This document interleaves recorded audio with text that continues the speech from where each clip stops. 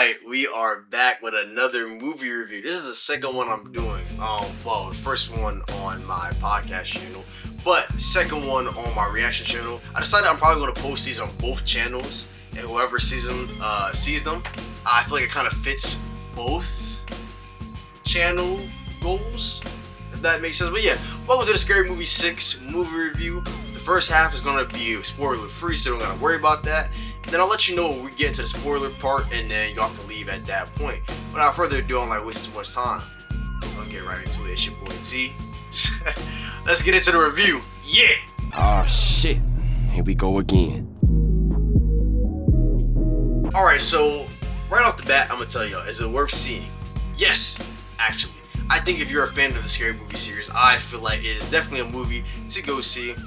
I did see a lot of people on social media saying prior to the movies, well, not prior to the movies, but prior to me seeing it personally, that a lot of people didn't like it. They felt like it was garbage, it was trash, it was everything under the sun. Just got done seeing it earlier today with my dad. It's a pretty enjoyable movie. It's extremely funny, without giving too many spoilers away. They did do a really good job at keeping it pretty, what's the word I'm looking for, familiar with the earlier scary movies. Not 3 and 4, but like 1 and 2. It was extremely funny, a lot of hard laughs. There was plenty of moments where me and my dad were sitting there just like dying laughing at the entire scene.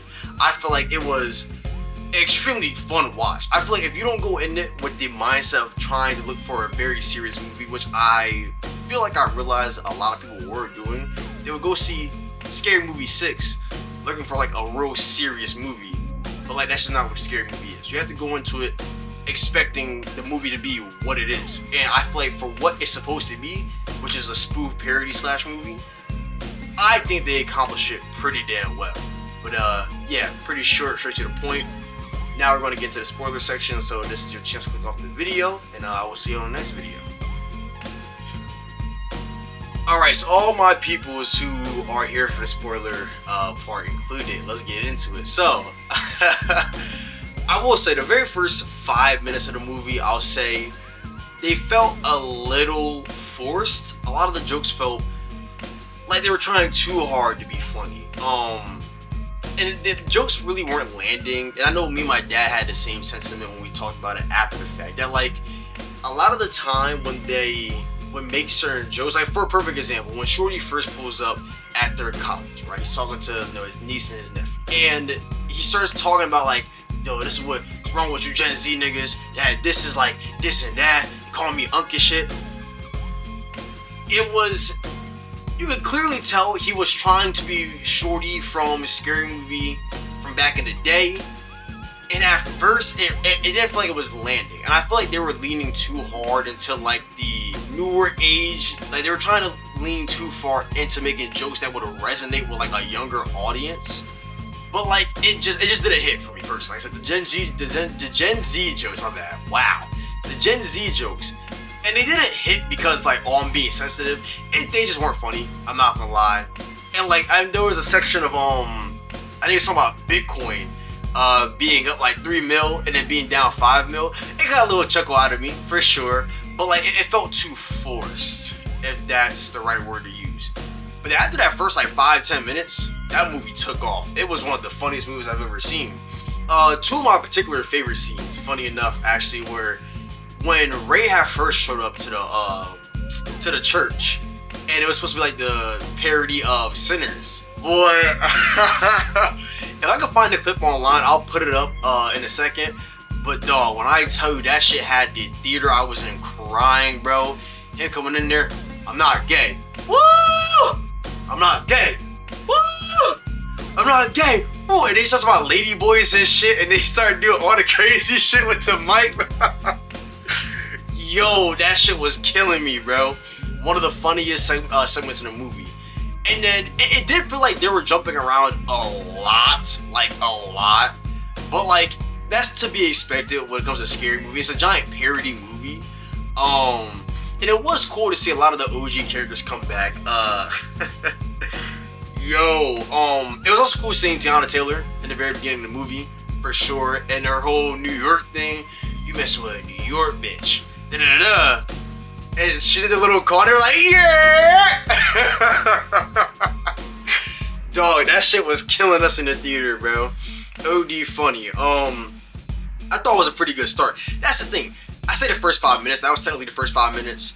Her part was funny the entire time. After it went from her to talk on a Tuesday, which was supposed to be a play on Wednesday, obviously. When it went to Tuesday's original part and it kept going, it was kind of like, eh. Like Tiana Taylor's part hit, and then the Tuesday part came on, and then that whole segment, it was kind of like, and after that, like I said, it took off. But what I really want to bring attention to is pretty much the final sequence of the movie when they were all at the crib. They were all at the crib, a Halloween party, da-da-da. I found that to be like the most hilarious sequence of the entire movie, albeit it was the end, so you kind of got to go out with a bang. But bro, they just started throwing so much shit in there, like out of nowhere. And it was hilarious every single second of it. Like, you know, all the gags that they were setting up throughout the movie, they all like come together in this final culmination. I think they did a great job. What really threw me off at one point was when, so they did a spoof of Get Out, I think is what it was, the teacup and shit. Okay, Craig, I know you're about to get on me, bro. I never saw the movie Get Out. I seen like bits and pieces of it here and there. Never seen a full out movie. And I still want to watch it. I have to just find time to, you know, watch it all the way through. No, Shorty was sitting in a chair with Ghostface Killer, da-da-da. And then you'll notice I said da-da-da a lot. But yeah, they were sitting on the couch talking to each other, told him to fall, and he falls into this dream where, you know, they had a parody of the K-pop Demon Hunters girls on there. And then I don't know. It's hard to explain. Obviously, if you're still here, you've probably seen the movie and don't care about the spoilers, or you haven't seen it and don't care about the spoilers.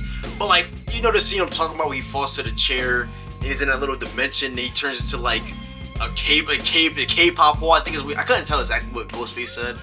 I think he said a K-pop hole or some shit, a K-pop cave. I can't tell.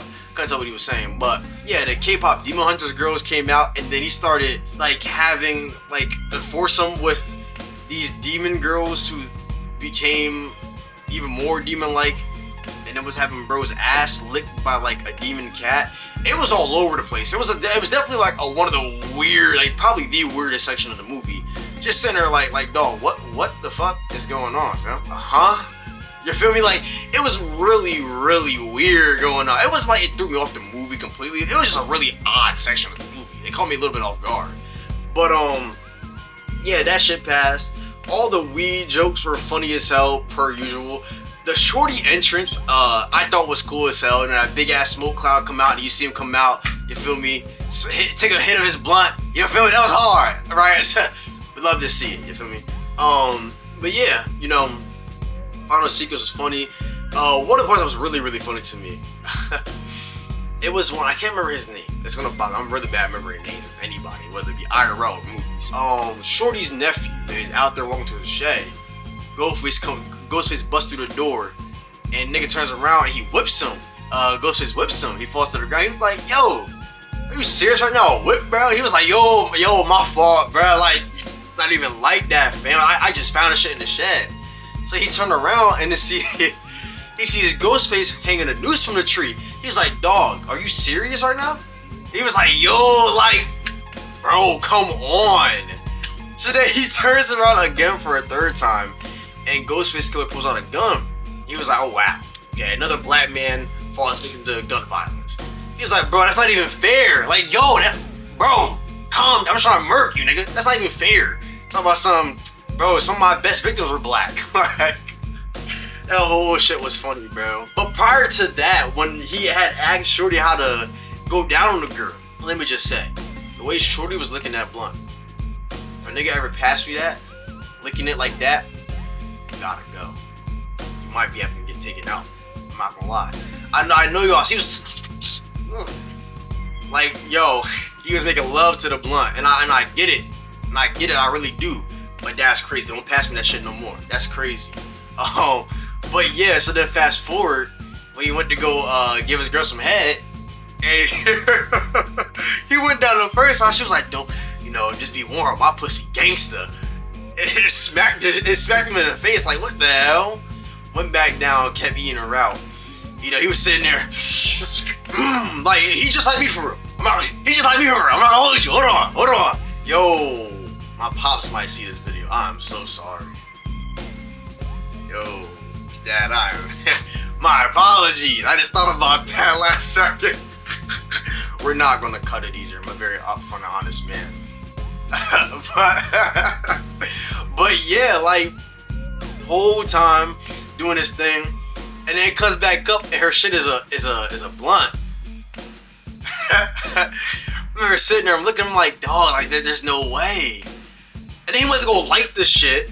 Like, bro, that movie was killing me. But then, yeah, the whole Ghostface Killer, the nephew died, did a boom, boom, boom. I'm about to say da again. Boom, boom, boom. Go back in, and then the whole sequence just keeps going. And it's just joke after joke after joke. I found the movie to be hilarious. I thoroughly enjoyed it. And then seeing Anthony Anderson in his shack at the end of the movie caught me for sure off guard. Yeah, they go and they kill the two original Ghostface killers, right? And they're like, who the hell is this? Takes off the mask, Anthony Anderson. And then he's like, boom, you know, this was me. Then I brought Kevin Hart. And funny enough, the Ghostface Killer next to him was really short. Take off the mask, you see Shaq. Shaq? Yeah, Kevin said no, bro. Alright, fam, I guess. Like, okay, cool. Yeah, then that whole sequence, bro. And then it was so funny. I didn't even mention this part. When the three white folks, I can't remember all their names. I know Sydney, Tuesday, and they kept calling him a Jeffrey Dahmer looking motherfucker, and the Ted Bundy eyes. Him, they all came to the door, talking about like, can we come in? She was like, why I gotta come in? White folks always be inviting themselves to shit. You feel me? Why I gotta be invited in? Talking about some, we not into all that half gay shit. Here come Ray talking about some, why I gotta be a half gay? Come on, bro. Like, yo, the joke, like, it was an ongoing gag the entire movie, and I thoroughly enjoyed it. They did a really good job at just not making you tired of the joke. So again, like, if you're seeing a movie, I would assume that you are a fan of the Scary Movie series, so you already know what you're getting yourself into, and I feel like they did an amazing job at making it so you never got tired of the jokes, and you never really got like, here comes this joke again, here comes this. Like, you never really got tired of what they were doing. And it felt fresh every single time, which I really enjoyed. But then, yeah, the end sequence comes out, Shaquille O'Neal, and then when they're stabbing Shaquille O'Neal, Ray was like, what size is your feet? He was like, size 23. What size is your dick? Huh? Come on, bro. Yo, he has to go. Like, the overall movie is extremely funny, and all the blackish jokes they were making with Anthony Anderson. Man, it was definitely a very enjoyable movie. I remember thinking the first like 10 minutes, like, damn, I hope they don't sell us out, because like the jokes really aren't landing. But then once it picked up, and it just kept going. But yeah, that's really all I gotta say. I'm trying to do better with not fluffing the videos out. I know a lot of YouTubers do that a lot just to get a little bit more viewership, and I know where they get monetized and a little bit more money. But like, I'm not getting paid for this. So I don't need to really fluff it out. But also at the same time, even when I do get monetized eventually, I don't plan on, you feel me, fluffing my videos out. I want to get right to the point and honest about it. I'm not going to sit here and keep wasting your time. Obviously I have my like end of the video announcements or like little talks I do. If you're not new here, you know at the end of every video I usually have like a 2-3 minute talk just with the camera pretty much. If you're also wondering if I keep looking off to the side, I just got a new camera. You know, shout out my pops. Got a new camera. And I'm looking at the little screen on the side. I'm getting used to using an actual professional camera. Looking at the screen off to the side to make sure I'm still like in frame and stuff. But yeah, nah, overall a very enjoyable movie. I'm not gonna keep wasting your time. It's already 15 minutes long. Yeah, hope you guys had a great afternoon or a great morning or a great night whenever you're watching this. And yeah, I'll see y'all later. Shoot, peace. I hope your name be Bert. God.